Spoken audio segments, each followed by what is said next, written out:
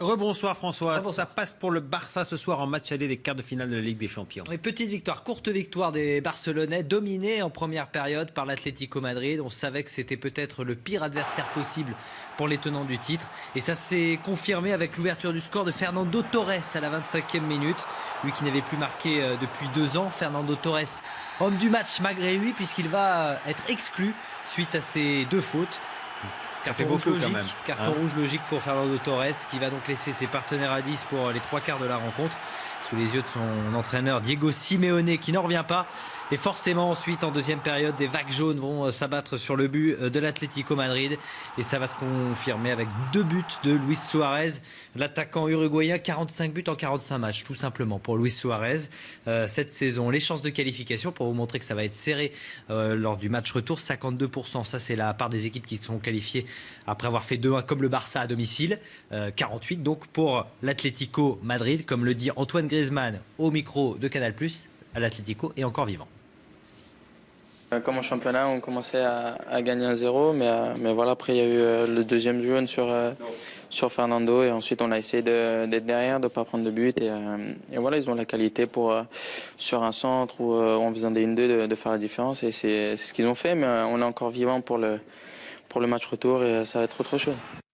Et puis il y avait un autre match, le Bayern Munich de Pep Guardiola et de Franck Ribéry qui était d'ailleurs titulaire et qui a joué toute la rencontre, plutôt en jambes le Français qui est d'ailleurs sur l'action du premier but signé Vidal dès la 2e minute. Le premier et le seul d'ailleurs but des Bavarois. On pensait qu'ils allaient largement dominer Benfica. Ils en restent à ce petit 1-0. Ils auraient même pu encaisser quelques buts sans leur gardien Manuel Neuer. Allez, on passe aux autres quarts de finale. Allez, ce sera demain. PSG, Manchester City, on passe l'écart cette fois-ci ? Ah bah il le faut. En tout cas le PSG apparaît comme un favori face à Manchester City, le champion de France qui vise donc les demi-finales cette fois, sans Verratti, sans Pastore, mais avec Serge Aurier qui sera dans le groupe pour la première fois depuis son dérapage. Première dans le groupe donc pour le défenseur ivoirien, on ne sait pas encore s'il sera titulaire. Il y a quelque chose qui énerve passablement Laurent Blanc, c'est quand on dit que le PSG est favori de cette confrontation. Bah forcément. Toutes les équipes ont été satisfaites, entre guillemets, d'éviter les deux ogres du football européen en ce moment, que sont Bayern de Munich et Barcelone. On peut rajouter peut-être le Real de Madrid aussi. Donc, une fois qu'on a évité ces 3 équipes-là, j'ai l'impression que vous et l'environnement et tous les supporters du Paris Saint-Germain se sont dit, bon, finalement, le tirage, il est facile. Surtout pas. Surtout pas. Ne rentrons pas dans... Moi, c'est ce que j'ai voulu dire aux joueurs là. On est rentré vraiment dans la préparation du match hier. Je peux vous dire que j'ai tenu un discours qui fait que bon, mais voilà, il ne faut pas écouter ces gens-là, quoi. Ces gens-là qui tiennent ces propos-là ne comprennent rien au football. Rien.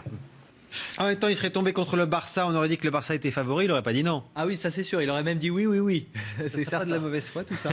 Allez, ambiance tendue à Marseille aujourd'hui. Oui, parce que c'était le retour de Mitchell. Alors Mitchell était bien à l'entraînement, comme je vous disais hier. On l'a vu sur ces images de Gilles Amar au centre d'entraînement de l'OM. On a appris tard hier dans la soirée que Margaret Valou-Dreyfus, pour l'instant, maintenait le coach en place, même si on ne sait pas jusqu'à quand. Information également, Lassana Diarra, blessé au genou, sera absent 3 semaines. Et puis on a vu également quelques supporters s'en prendre à des joueurs à la sortie de la commanderie.